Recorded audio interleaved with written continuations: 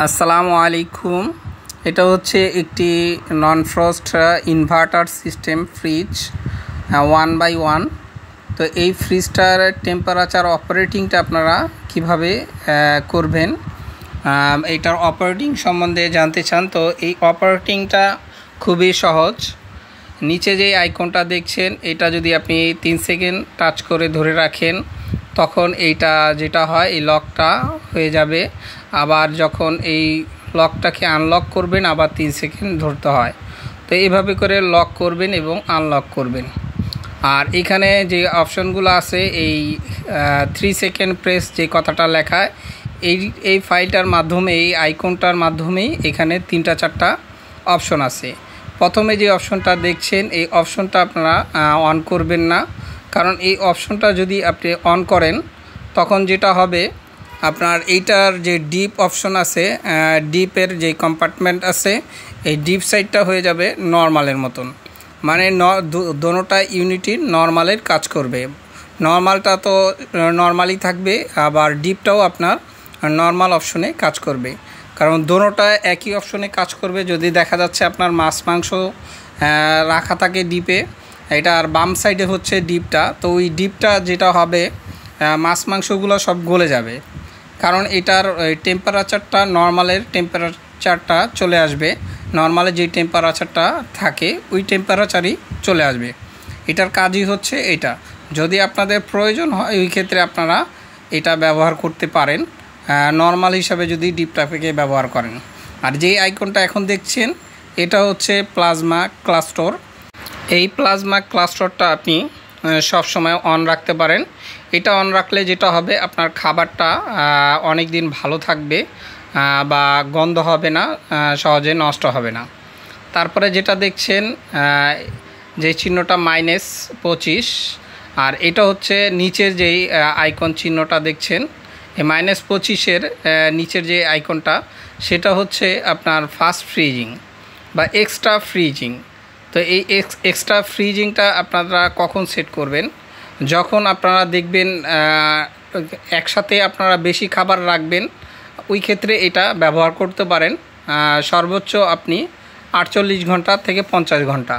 তো এই ফাস্ট ফ্রিজিংটা আপনারা অন করবেন শুধুমাত্র একসাথে।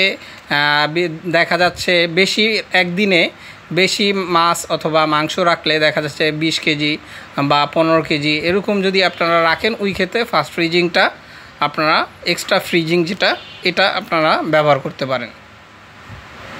তো এটা হচ্ছে এই নিচে হচ্ছে এই 3টা অপশন। তারপরে যেখানে এটা আছে, আরও কিছু অপশন আছে এখানে দেওয়া। আর এটা কিছুক্ষণ আপনার অপেক্ষা করলে অটোমেটিকলি লকটা হয়ে যায়, তখন আবার টাচ করলে 3 সেকেন্ড ধরে রাখলে লকটা খুলে যাবে। তো এখন লকটাকে আমি খুলেছি। তো ফাস্ট ফ্রিজিংটা আপনারা তো বুঝতে পারলেন। যখন ফাস্ট ফ্রিজিংয়ে আবার টাচ করবেন নিচের ফাইলটা, তখন চলে যাবে ফাস্ট ফ্রিজিংটা।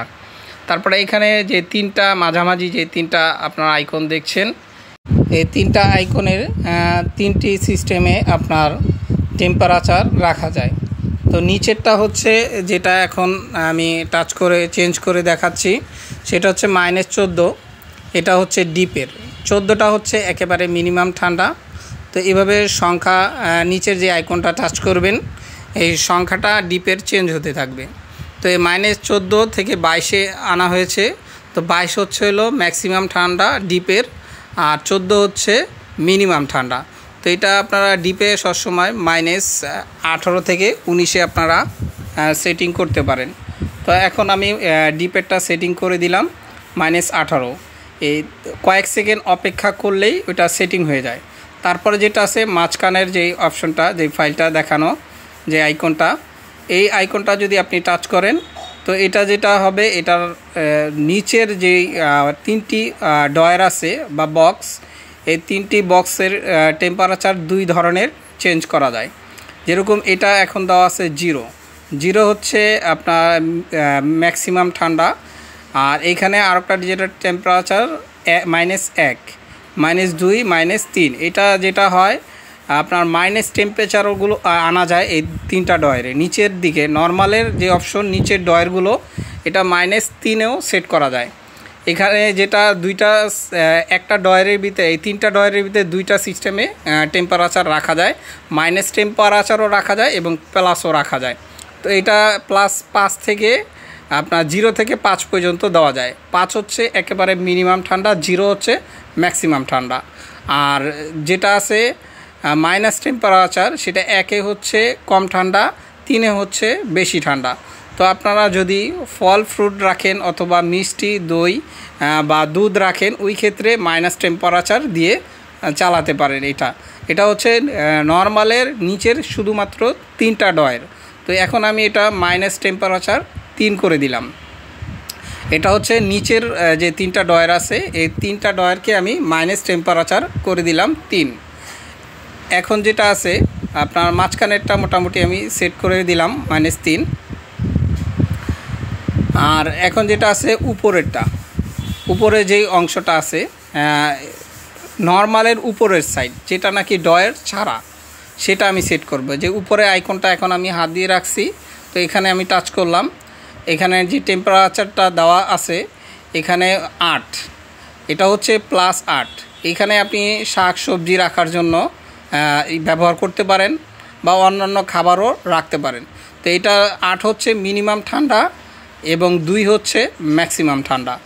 তো আপনারা 3 অথবা 4-এ এটা সেটিং করে রাখতে পারেন।